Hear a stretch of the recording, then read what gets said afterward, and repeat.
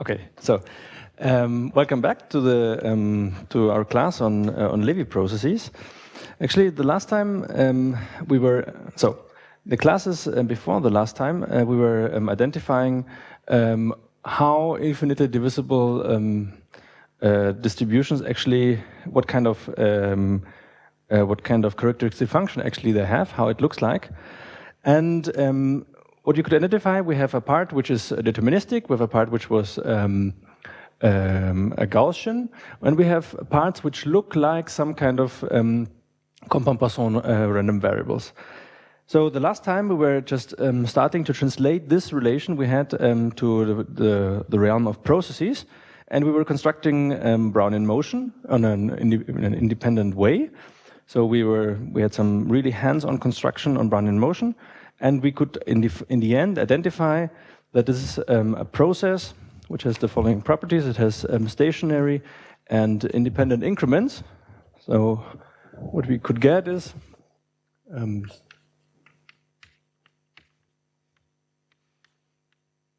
Brownian motion. It was a process, well, given a probability space omega AP, we have a stochastic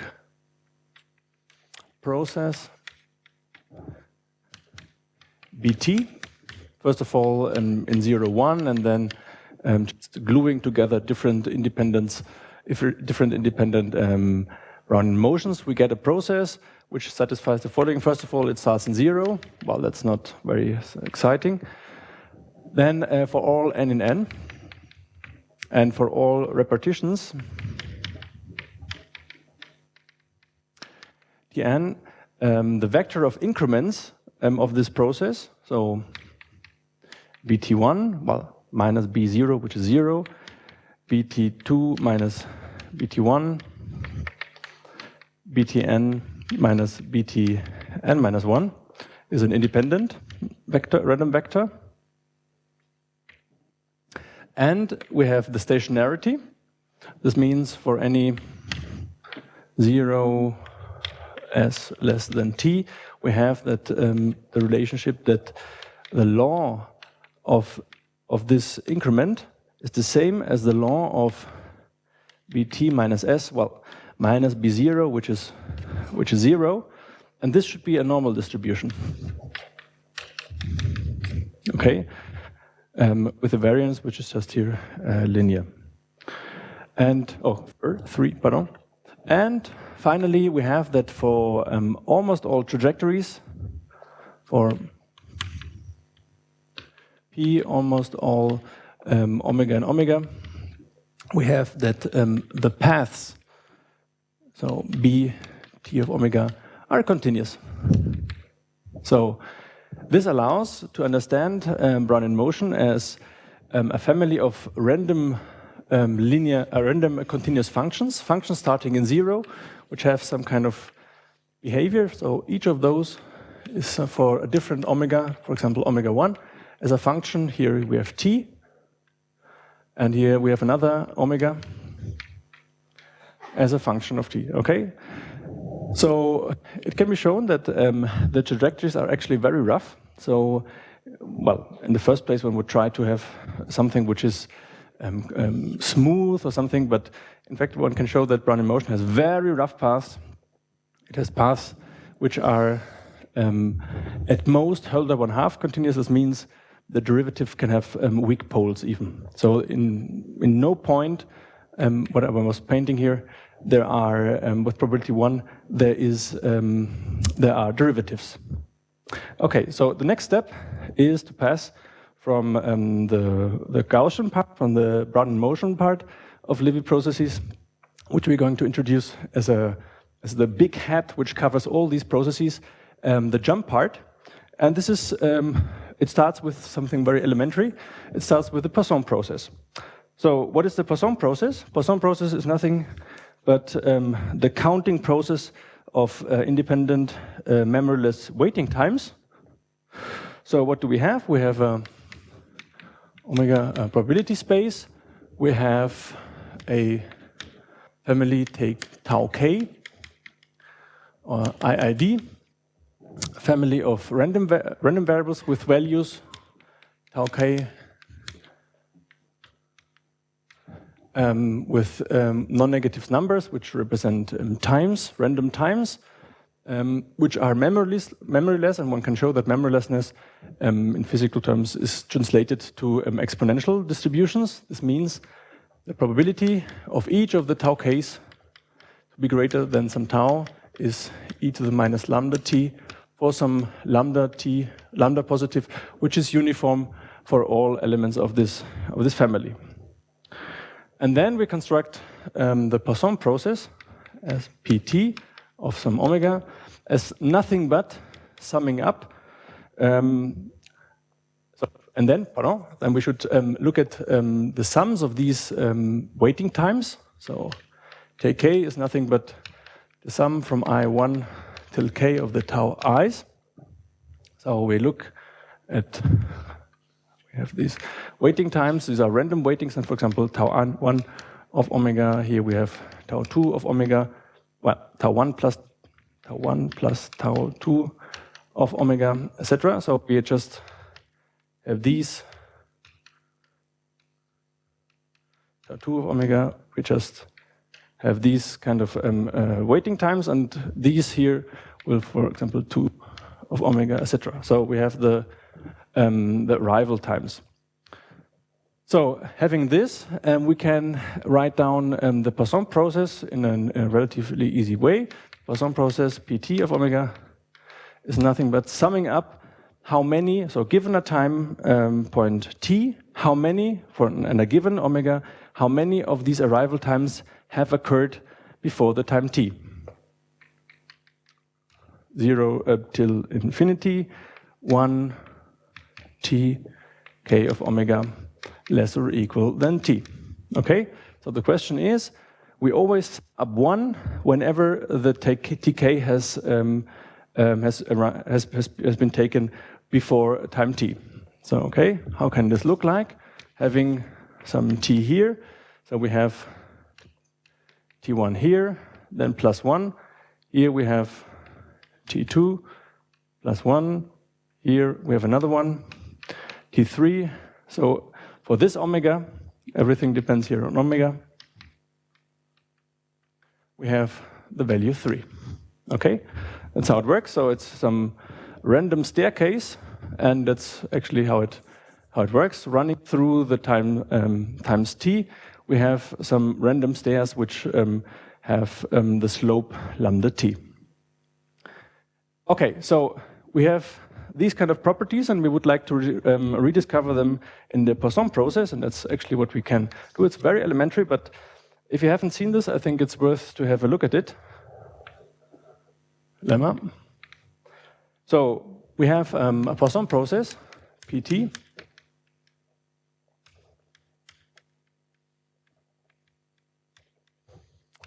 with some intensity lambda positive. Well, this would be called intensity.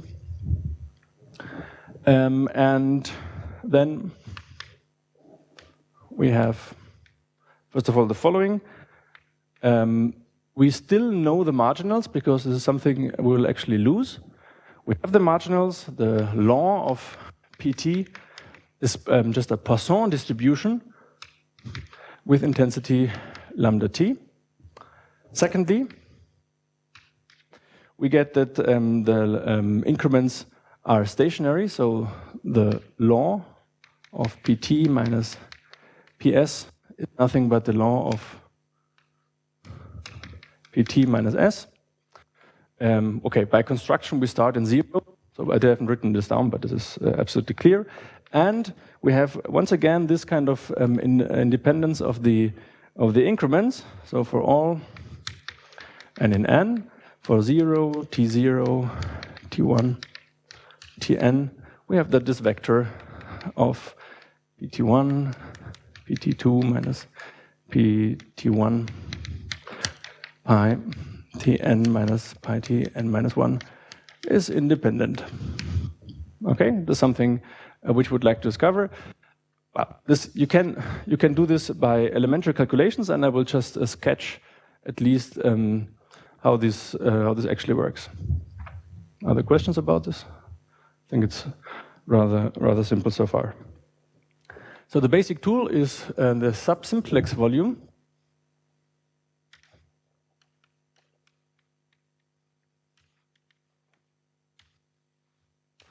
It's just telling us that for all n and t positive, so if we integrate n times from 0 to infinity,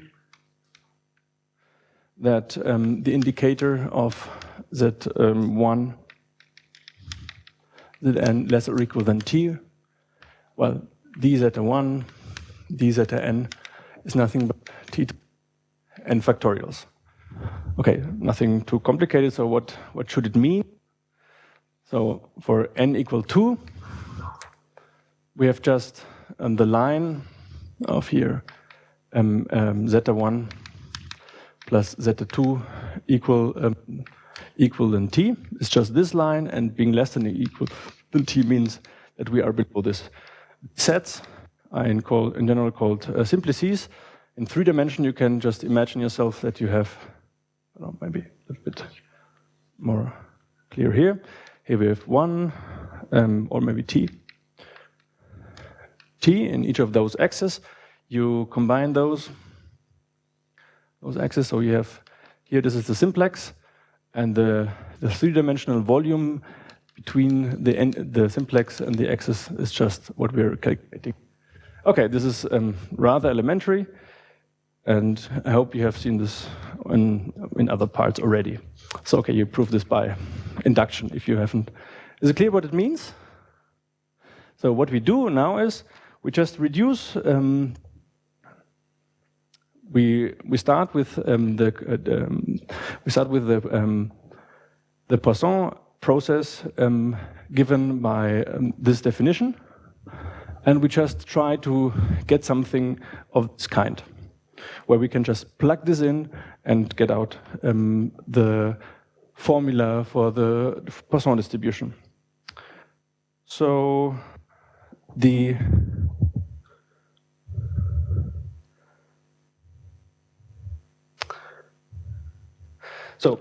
okay, how do we prove? Well, this I don't want to prove. You can just check this for different kinds of n's, and then you'll see that it works. So I'm going to prove, or at least sketch a proof of this lemma. Very elementary. So what is actually sufficient to see is that for any n, and now we have here k1, kn in the natural numbers.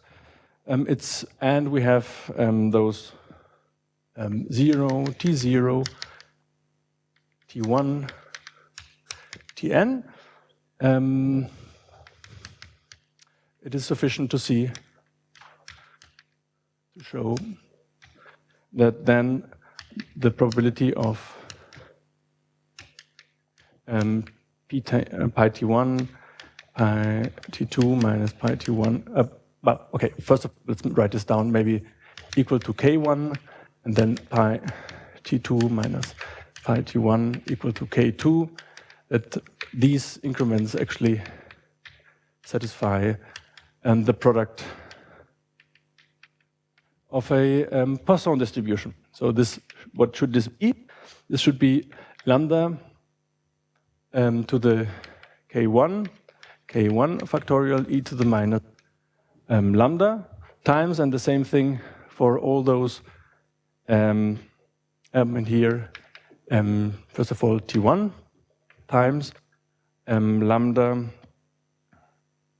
and here, pardon, there's something missing, pardon, lambda, I'll write this better maybe, and with this here, so lambda t1 to the k1 factorial e to the minus lambda t1 times, and then we have here lambda t2 minus t1 to the k2 factorial e to the minus lambda and t2 minus t1 until the last term lambda tn minus 1 and here kn factorial times e to the minus lambda tn minus 1. Okay, so if we have this, then we're done. We're going to see this maybe for n equal to 2, just to have a feeling about this. So what we do is we go back to this family of independent random variables. We just look at the product density. So the joint density,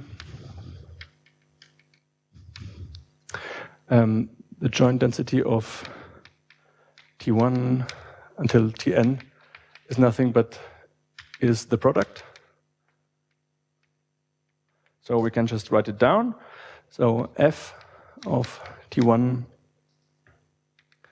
and here we will use the following notation. Maybe just let's say, in order not to have K1 and K2, I'll write K1 is K and K2 is L.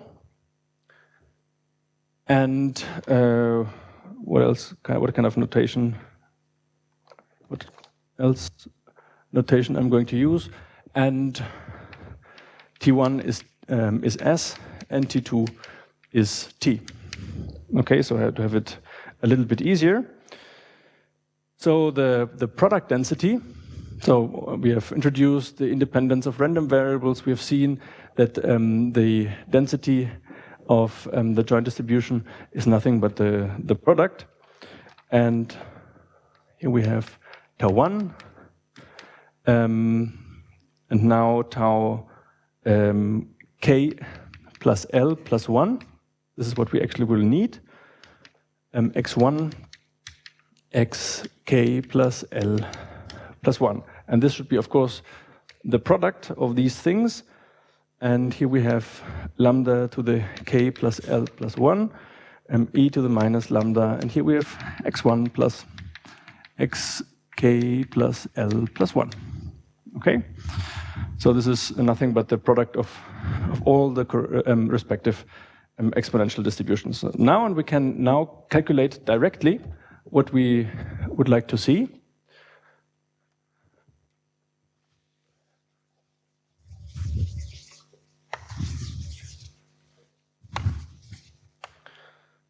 Well, I will skip several calculations, but I will show you. So what we can calculate here, PS equal to K and PT minus PS equal to L. So how can we just get back the subsimplex volume? So here we have TA. So what does it mean that PS is equal to K? This means TK is less or equal than S, but it has not reached yet K plus 1. And the same thing for this here. We have that TL less or equal than PT minus PS less than TL plus 1. Okay, that's just a translation of what we have here. So if we have, if it were just like this, we have the T here. So we have reached 3, but not yet reached 4. So this is, in this case, it would be, if K is 3, then we're just in between those two steps. So, and now the point is just to retranslate the probability as the expectation of an indicator. So we have here tau 1 plus until tau k less or equal than S less than tau 1 plus tau k plus 1. And the same thing for this vector here. Oh, pardon, this should be, of course, sorry, should be S. Pardon, this is not correct. Here we have, and here the same thing, we have L, tau 1 plus tau k plus L less or equal than T less than tau 1 plus tau k plus L plus 1. Okay, and now you can just calculate these things. These have a product density, so we have already these kind of a lot of integrals, and then I just don't want to make all the changes of variables because it's just a little bit tedious. But you can see that in the end, d zeta k plus L plus 1, and then you can separate two, we make two changes of variables, and in the end we get two of those formulas. Those can be just get away with changes of variables, and then you get two of those here, and this, after some calculation, just gives you the formula we had on the right-hand side. So I just can write it down maybe here, e to the minus t minus lambda t minus s, lambda t minus s to the L factorial, and the same thing, e to the minus lambda s to the k factorial. Okay, so from here to there, of course, I did not, so there's a lot of, there are exactly 3 changes of variables which you should take into account, but I don't want to do this for time and insight. But just to see how to come from the original definition to the final result. Here we find, if we can just ignore this, we find this kind of formulas for the subsimplex appearing here, which gives us the factors in the final form. Is the story clear? What happens? Or other questions, please? Please.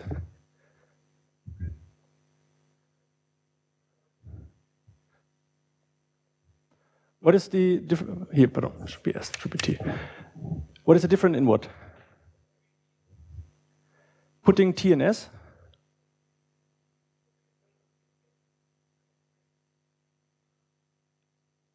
So, okay, pardon, maybe there's another. Okay, this is, we have PS is equal to K, should be T, this should be, yeah. Yeah, this is here. So T1 is S and T2 is T. So we're just looking at a special case here, and we just can reduce it to the product case, and then we make several calculations, and we can just get this out. I was just wondering, here is maybe something. Yeah, this is K plus L. K plus L. And here we have K plus L plus 1. Sorry. So here we have the translation of this is just as I told you. If we have some T here, we are looking with, for example, if we have K equal to 3, we have come to three waiting times before, the sum of those 3 before, but we haven't reached yet 4. So this is just squeezing the parameter in here, and the same thing here for the second one. And then you can just, you come into a regime where you actually can use this formula and you can calculate things. So this is very important because it's one of the properties shared by Brownian motion. The only thing is that the marginals are very different. They are not, here we have marginals which are Poisson, and in the Brownian case they are normal distributed. And another thing is that here we have actually jumps. So you see the staircase, this point is always inside, this one is always excluded. So it's something, it doesn't have continuous paths, but they're discontinuous. On the other hand, in comparison to Brownian motion, the paths are rather nicely. So the path length of this, for example, is something very finite. You can see it. Okay, so the next step is to use these kind of properties to discover to rediscover that the Compton-Poisson process actually behaves in the same sense. So the Compton-Poisson process, well, first of all, so far we have introduced Compton-Poisson random variables. We'll introduce now the Compton-Poisson process, which is a process basically replacing the plus ones, the Dirac centered in 1, by an independent family of random variables. And this process is the model of the jump parts for general Lévy processes. The same thing as we have seen for infinitely divisible distributions, where we have that we have these 4 parts, or three or four parts. First of all, we have a Gaussian part, we have a deterministic part, and we have a jump part, which truly looks like the Compan-Poisson case, and we have a part which looks like something a little bit more general. It's a compensated Poisson part. We haven't done this in detail, but we're going to have a look at it maybe a little bit later. So, what is a Compan-Poisson process? So, we are on a probability space. We have a Poisson process with intensity lambda positive. And we have an IID sequence of random variables of zeta k's with values maybe in RD.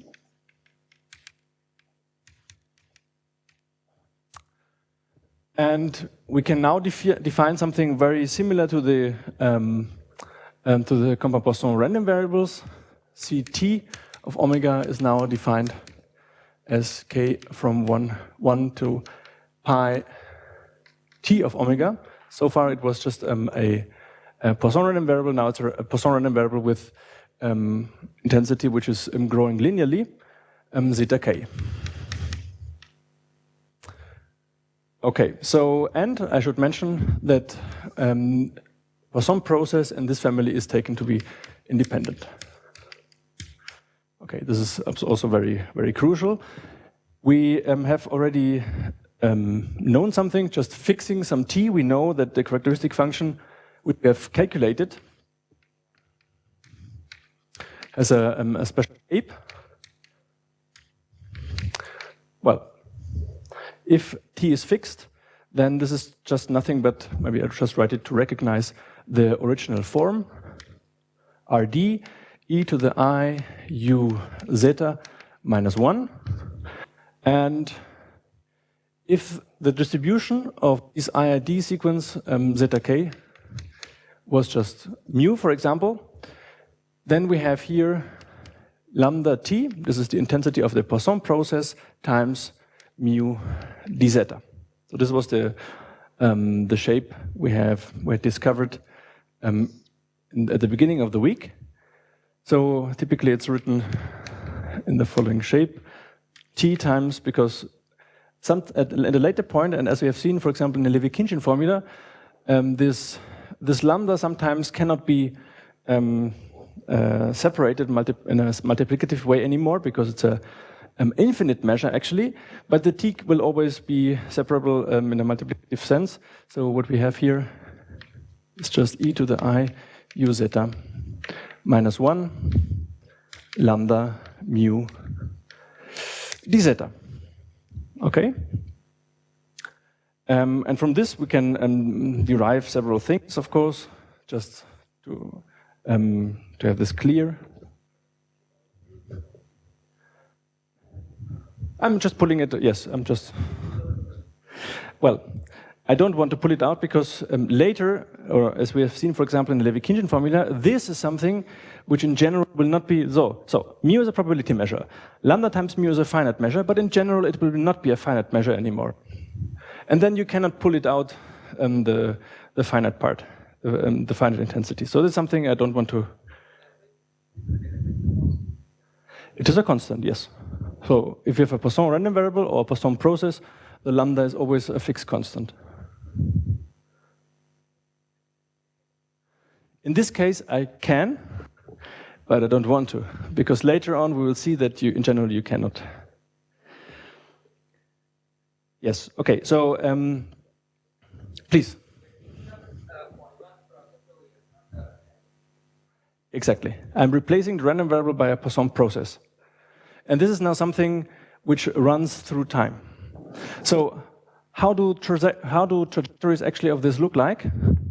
So now we have a picture which is a little bit more interesting, if the values of these zeta k's are taken in the real numbers,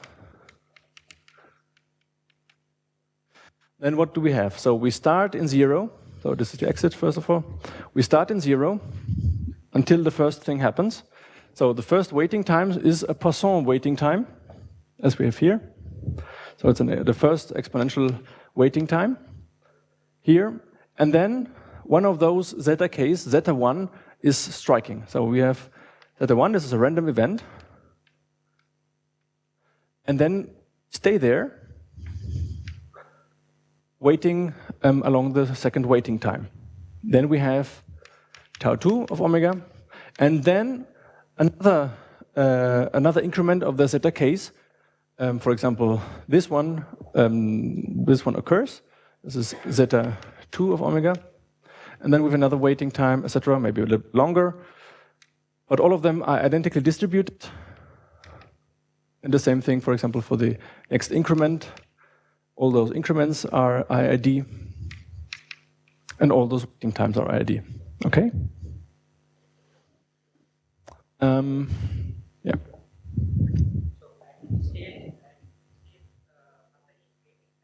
Yeah. I'm adding exactly. So this is replacing the ones, which have, so this is always 1. And this means this is the Dirac measure with centered in 1 by independent random variables which have a given distribution which is not specified so far.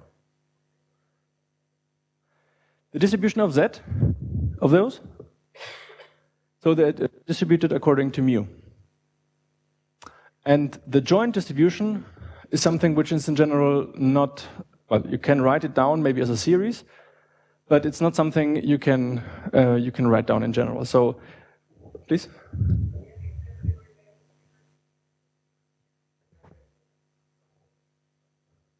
Where? Here? Or where are you?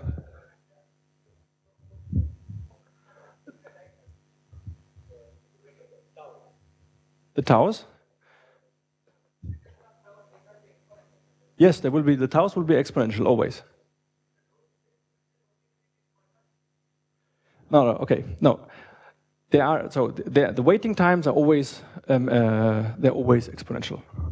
Because for a Poisson process, the waiting times between the, so this is the Poisson process. The Poisson process takes values 0, 1, 2, etc. So the waiting times between the change of the values of the Poisson process are exponential waiting times. And this is the same thing here.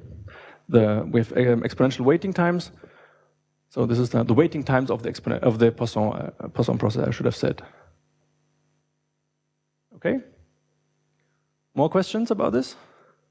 So we have a process starting in 0, and it's not anymore a random staircase, but maybe it's a staircase, but it's going up and down, and it can be multivalued. So there's no reason why this should be in the real numbers, but this can be actually something in different parts of the space, and the space is not specified very much. Okay, so what we will see is that these processes, so the compound Poisson processes, actually satisfy the same properties as the Poisson process and the Brownian motion. So, okay, maybe I just wanted to write down the moments. You can calculate it by just taking the derivatives of the characteristic functions. I don't want to write this down. Just I think it's very important to know what it is. If we have that the exponent, so if the zeta k's have the first moment, so what is this? Zeta 1. If this is finite, then the compound Poisson process also has first moments, and the first moment zt is given as c zeta mu d zeta. So it's t times zeta 1, pardon, lambda times 1. And the secondly, if we have even second moments, if the expectation of zeta 1 squared is finite, then we have the variance of zeta t is actually t lambda, and then we have zeta squared mu d zeta.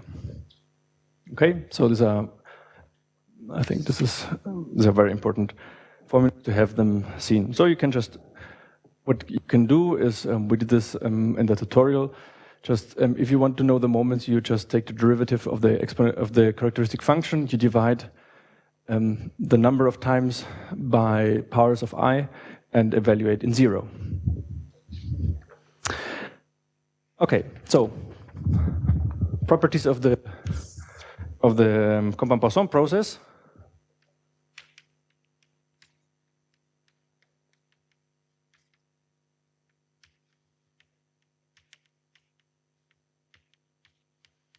Okay, once again, starting in 0. Secondly, the independent increments. Once again, for any n, for any repetition, the vector of increments is an independent vector. And we have that Ct minus Cs has the same distribution as this. And this is now compound Poisson distributed CPP T lambda mu. So we had introduced the distribution of compound Poisson random variables. We see that, well, just baptizing this distribution with this expression, we see that it's something which is only varying in the intensity here. And in the, okay, and fourth, we have right continuous trajectories. So the paths are not anymore continuous, but right continuous. Okay, so this is clear by construction, this one too. So we have to look at those two things, and in the end, we will mainly use the properties of the Poisson process, which has erased it, which satisfies the same things. Please? Right continuous. So this means if we have, so we had for Brownian motion that we have continuous functions. This means at any time t, we have the limits from the left and from the right, and the limit actually coincides.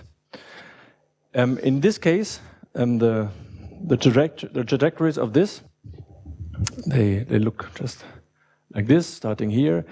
Excluding this, they are just step functions, random step functions. So coming from the left, this does not anymore coincide with this value, so it's a jump, actually, a discontinuity. So, but at the same time, we have coming always from the right, the limit is always a member of the graph. So we have that the trajectories almost surely by construction even are right continuous, so there's nothing to be proved there. Okay, so, well, first of all, questions about this?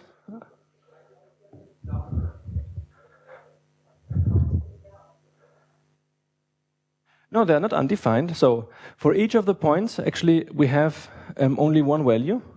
So at this point, we take the upper one. We take the value after the jump. So, and here we have another one. For example, maybe it's down here. So there's nothing undefined. It's right, but this is what I, right continuous. This should be, that's right continuous.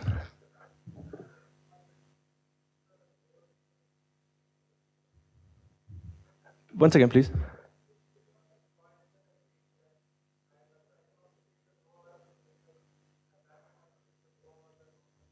You could, but not by this definition. So you take another definition, and of course, but we've defined it in this way, and in this way it's right continuous. It has a lot of advantages to be like this. Okay, please.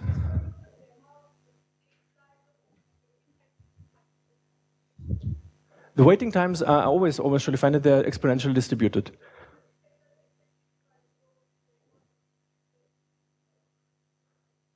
But this is the increment. So this means in space we need, so we have,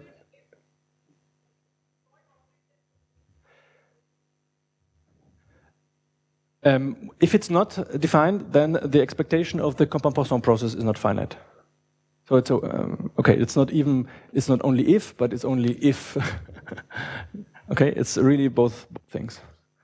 Otherwise, in this sense, if not, then for example, if we have jumps which are Cauchy distributed, then of course this is not finite, and we cannot write down the expectation. So this means the expectation of the jumps determine the integrability of the Compa-Poisson process.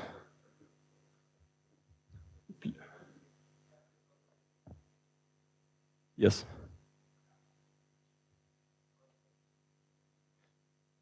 No, the waiting times are exponential distributed. So the waiting times are always exponential. So we have a Poisson process. The Poisson process counts how many of them have passed at a certain given time t. But the waiting times between the change of the jumps, they are exponentially distributed. So the density is just the exponential density.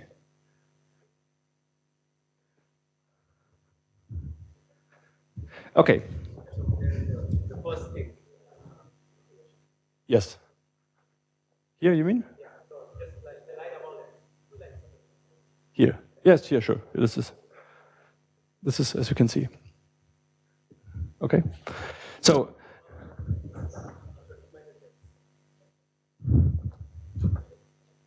now should be t minus s. Yes, you're right. Thank you.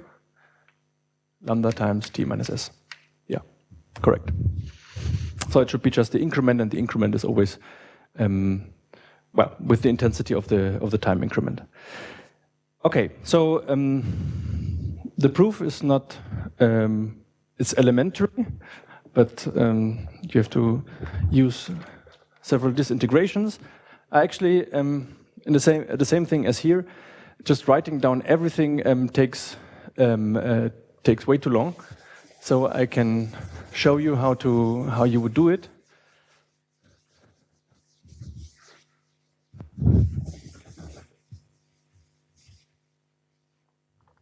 So you calculate the characteristic function. First of all, Ct minus Cs of u. So u always in Rd if the increments take values in Rd. Okay, the definition, e to the I u Ct minus Cs. Okay, and now you start to calculate. So you you fix, well, you start with writing down e to the I u, the definition. Here you start with k being ps until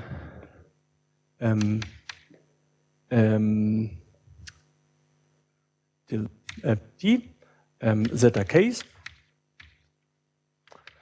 Okay, and now you just fix on the different values which are possible for the values pt and ps. So you have just k from 0 to infinity, exp e to the I u.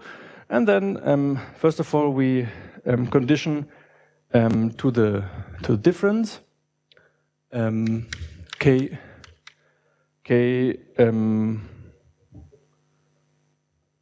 from ps until ps plus l zeta k's, and here we have conditioned on that pt minus ps is just l here, and then here the pt minus ps being l, and you still go on until you reach the fact that you have only numbers here. Then you use that with IID, and then we can just put everything together. In the end, after several calculations, we have just k from 0 till infinity, e to the I u, and here we just L from 1 until k, zeta L, and this conditioned on pt minus s being k here, k, the probability of pt minus s being k. Okay, so the step is just to go from here to there, and you have also to deal intermediately with the values of PS. You just do it, you expand it, you use that you have, you can shift everything you have there to the first K plus L, or here K elements, and that's it. That's it more or less. So we have here just finishing with the last lines.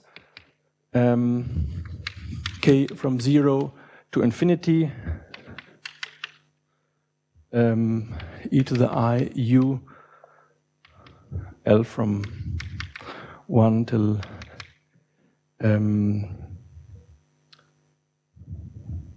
P t minus s. Okay, this is trivial.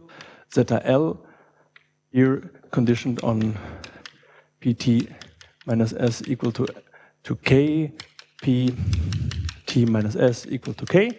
Okay, and this now just putting everything together, we have e to the I u, and this is just L from 1 p t minus s zeta L here, and that's it. Phi zeta t minus s of u. So, okay, so you start here, you have several disintegration formulas, so total probability formulas if you want so. Just putting everything, expanding and putting everything together once again, you arrive to prove the stationarity. We have seen that the characteristic function determines the laws of those random variables. They are equal, and so have to be the distributions. So, okay. The next step is just the independence. It's something also in the same spirit. Here the same thing. I have to you have to expand several of those disintegration formulas. You show that phi c s, c t minus s of, and here we have u and v. So the main point is once again the disintegration. You have formulas with random initial and final values. You just determine, you conditioned on having certain values, then you can shift everything to the very beginning, and then you can come back. So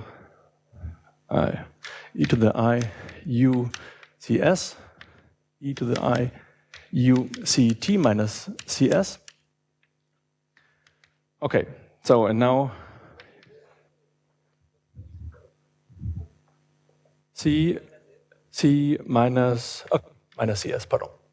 So we have the so this is the c. This is the random vector of two increments from 0 to t. We start in 0. This, you can see this as c minus c0, and here you have the second increment, and we have to see that this actually is the product of those.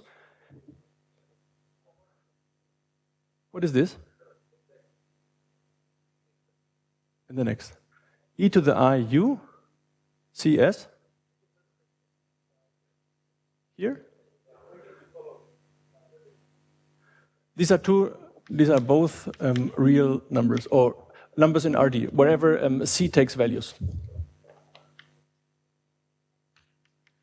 So this is the characteristic function of a random vector, of a family of random vectors. You do the same thing as for one-dimensional random vectors, and you just prove. This is something we did in the tutorial. In the tutorial, we showed that actually having, if this is just phi cs of u times phi c t minus cs of v, then we're done. So this proves independence. So, and this is actually what we do. Okay, I don't want to, maybe it's better not to write it down everything. It's just some lines. And now we just say what is actually a Lévy process. A Lévy process is just the generalization of all those. So we've been repeating a lot of those properties, and this is what we get out. So a Lévy process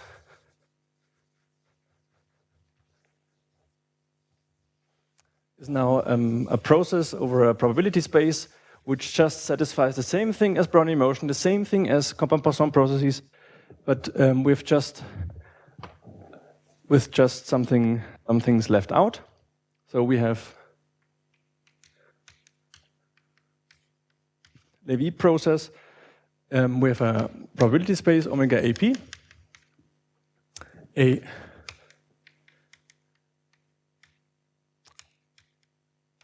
LT is random variables satisfying the first thing. All of those started in 0. L0 should be 0, almost surely. We have that we have independent increments for all n in n, and 0, T0, T1, Tn. We have that the vector T1, LT2 minus LT1, LTn minus LT1 is an independent vector. Independent. So all these random variables are a family of independent variables. We have that for 0 less or equal than s less than t. We have that the distribution is stationary. LT minus LS is the same distribution as LT minus S. But we don't specify anymore what it should be. So in the cases we had before, we have, in the case of a compound Poisson, we have that it is a compound Poisson distribution.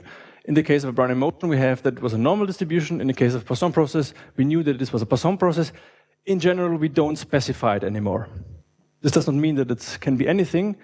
We'll just see that what is here is just an infinitely divisible distribution. And in the end, we have something which is a little bit weaker than the continuity properties we actually had. We just impose a continuity in probability.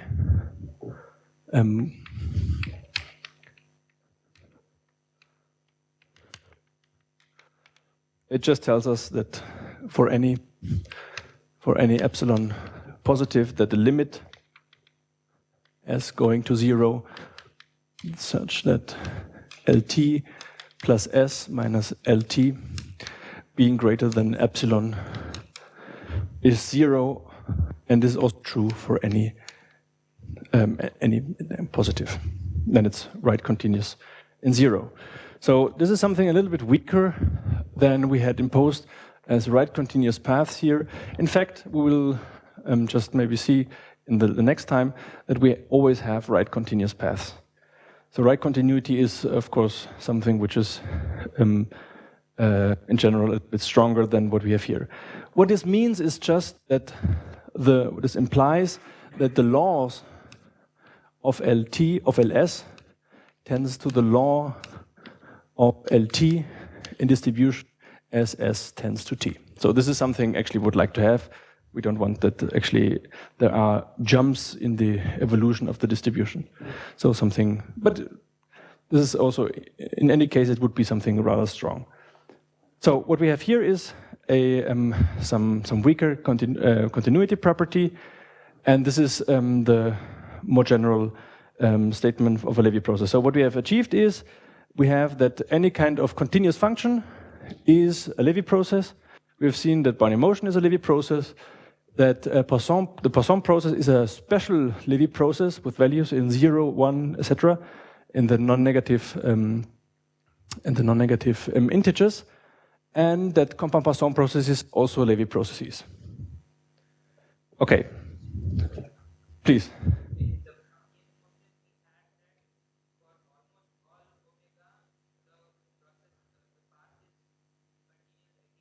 Yes. Almost all omega. This is also all. Well, by the construction we had here, it's over all omega. Yes. Okay. So, by construction we had it actually for all omega. No.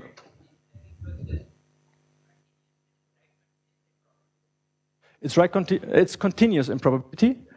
So this is not approaching from left or right. It's just the continuity. So we have a continuity, but this will imply the right continuity of paths. For almost all omega, we'll get the right continuity for any fixed time t. Yes. This is always P almost surely.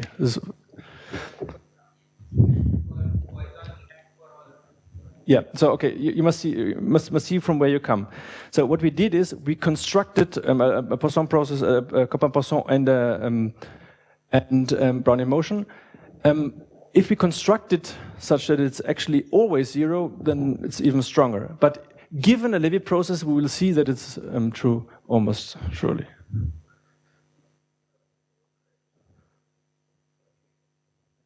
Yeah.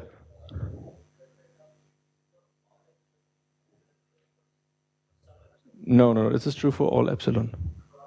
Yeah, this is just the convergence and probability. So, just in general, so if we have a sequence xn and we have x, then xn converges in probability if for all epsilon positive we have that the limit n going to infinity of this difference, so the probability of the error being greater than epsilon is zero. So the probability of making an error larger than epsilon goes to zero for any positive error.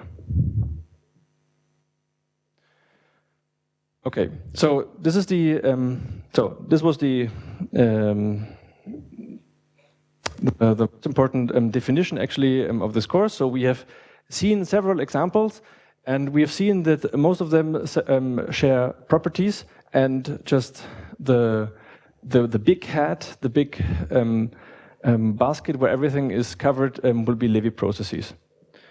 And Lévy processes have a lot of nice properties. They are very intimately linked to infinitely divisible distributions. Maybe should write down the last lemma, which just finishes a circle, just closes a circle of what we had been talking about, because we were starting with limit theorems. And the last limit theorem we were talking about is just that any kind of centered, normalized, independent, and asymptotically a negligible error, if it converges, then we are in front of something which is infinitely divisible. And now we have the last statement maybe of this class. So theorem given a Lévy process LT on a probability space omega AP, then for any t positive, we have that LT, the law of LT, is infinitely divisible, and just for any fixed t, the law determines the law of the whole Lévy process. Infinitely divisible, and L of LT determines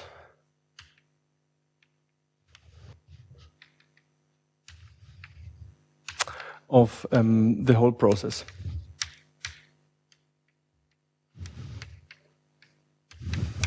LT.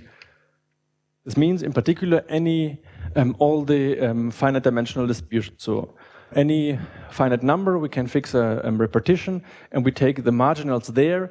Then it is determined by the values of by the law of LT, given that LT was known.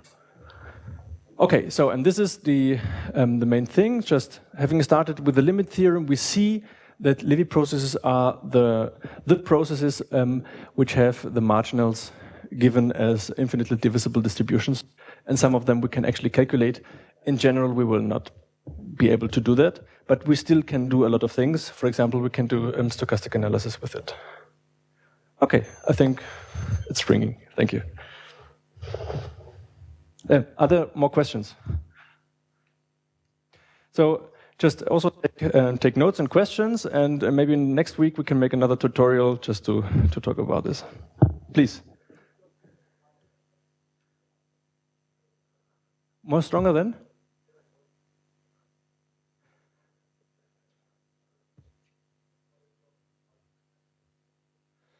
So Poisson process is just one specific example. So there are many, we've seen several examples of. No. There will so there will be, there will not be left continuous. Okay.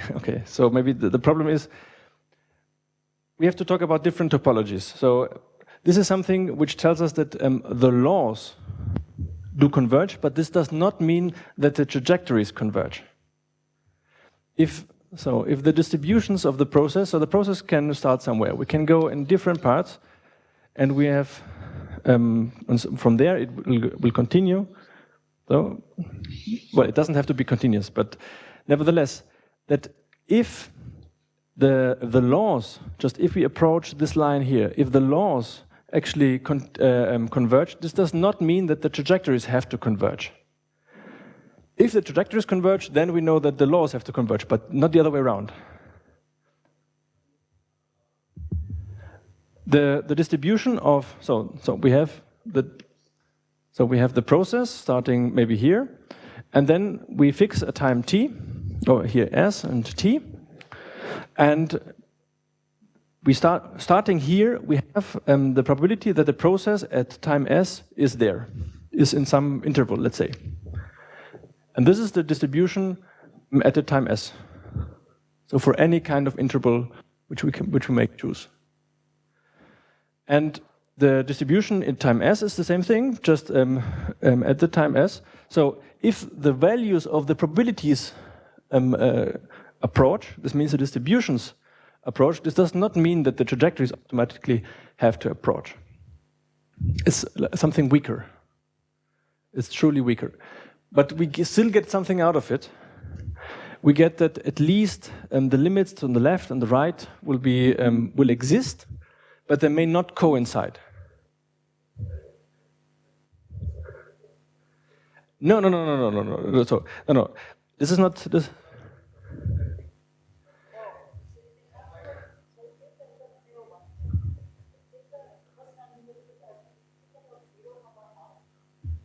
Okay.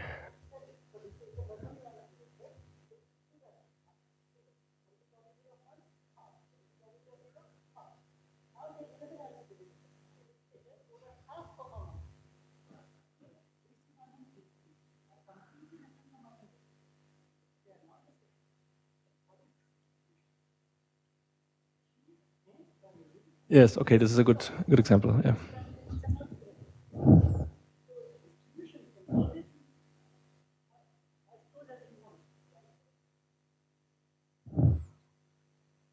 This is what we were talking in the first or second tutorial. We were talking about that many random variables take distributions, and distributions are much weaker. So somebody was asking about that you have Brownian motion, and there are a lot of symmetries which makes us discover other Brownian motions. And it's just like this. Brownian motion is a random variable. It's a random variable in a space of continuous functions. But the trajectories are very different. So this is maybe they have the same distributions, but the trajectories may be something very different. More questions? If not, then I think we just continue.